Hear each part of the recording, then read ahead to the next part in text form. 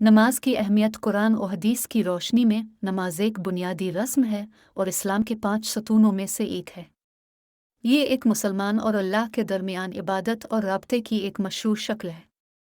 नमाज मुसलमानों की ज़िंदगियों में बहुत अहमियत रखती है, जो रूहानी ताल्लुक़, नज़्म व ज़ब्त और अल्लाह की मर्ज़ी के ताबे होने का ज़रिया है। ईमान के बाद इस्लाम का अहम तरीन रुकन नमाज है।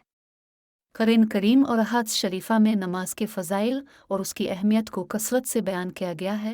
नमाज को कायम करने पर बड़े बड़े वादे और नमाज को ज़ाय करने पर सख्त वईदें वारिद हुई हैं। नबी करीम सल्लल्लाहु अलैहि वसल्लम 5 फ़र्ज़ नमाज़ों के साथ साथ नमाज तहज्जुद, नमाज इशराक, नमाज चाश्त, ते-अल-वुज़ू और ते-अल-मस्जिद का भी एहतमाम करते थे। और फिर ख़ास मौक़े पर अपने रब के हुज़ूर तौबा व इस्तिग़फ़ार के लिए नमाज ही को ज़रिया बनाते थे।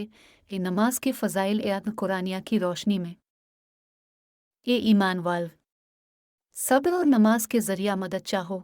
बेशक अल्लाह ताला सब्र करने वालों के साथ है। जो किताब अब पर वही की गई है, इसे पढ़िए और नमाज कायम कीजिए। यकीनन नमाज बेहयाई और बुराई से रोकती है। अल्लाह ताला ने फरमा दिया कि मैं तुम्हारे साथ हूँ अगर तुम नमाज कायम रखोगे और ज़कात देते रहोगे। और अगर कोई परेशानी या मुसीबत आए तो नमाजों की अदायगी और सब्र के ज़रिया अल्लाह ताला से मदद मांगे।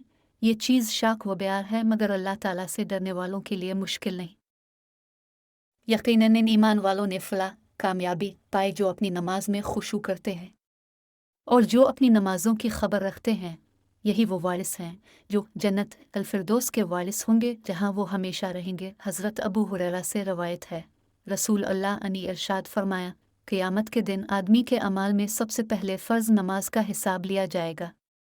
अगर नमाज दुरुस्त हुई तो वो कामयाब व कामरान होगा, और अगर नमाज दुरुस्त न हुई तो वो नाकाम और खसारा में होगा। हज़रत अनस से रवायत है, रसूल अकरम सल्लल्लाहु अलैहि वसल्लम ने इरशाद फरमाया, जो शख्स मुसलसल 40 रोज़ तक तकबीर अलिफ़ के साथ नमाज पढ़ता रहा तो अल्लाह ताला इसके लिए 2 आज़ादियाँ लिख देता है, एक जहन्नम से आज़ादी और दूसरी मुनाफ़क़त से आज़ादी।